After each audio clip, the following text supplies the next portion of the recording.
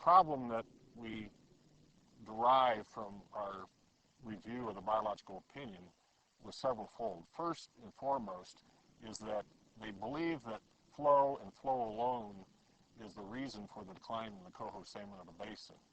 We know that's not true, largely based on the best available existing scientific data and information that was not developed by myself or any of my colleagues, but was developed by the U.S. Fish and Wildlife Service.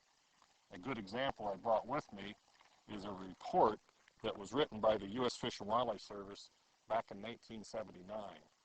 And these individuals were charged with developing the information and the measures necessary to restore endangered fish in the lower Klamath River Basin.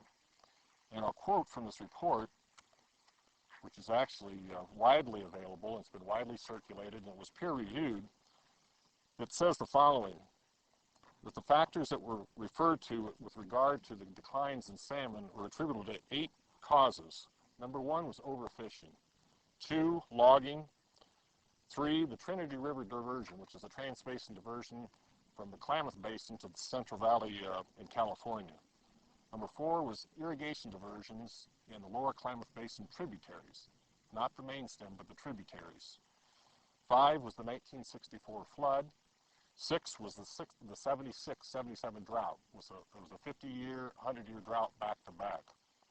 7 was sea lion predation, and number 8 was brown trout predation. There's not a single mention in this extensive document, again a peer-reviewed document, that even mentions the Upper Klamath Basin or irrigation in the Klamath Project.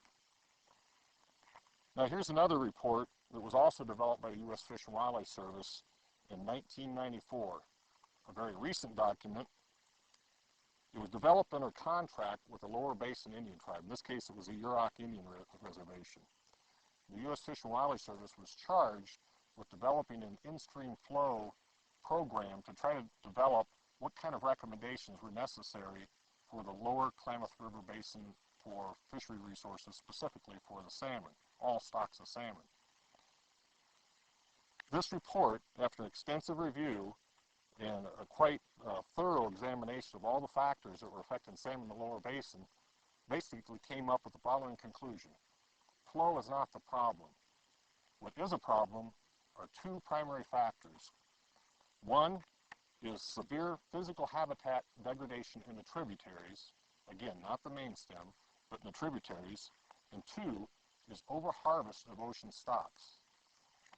Again, this was developed in August of 1994, and it hasn't seen the light of day. Of all the information that were reviewed that led to the National Marine Fisheries Service's biological opinion, fails to even acknowledge those 2 reports. Now here's an interesting footnote on all that, is that last report was developed in August of 1994 for the Yurok tribe.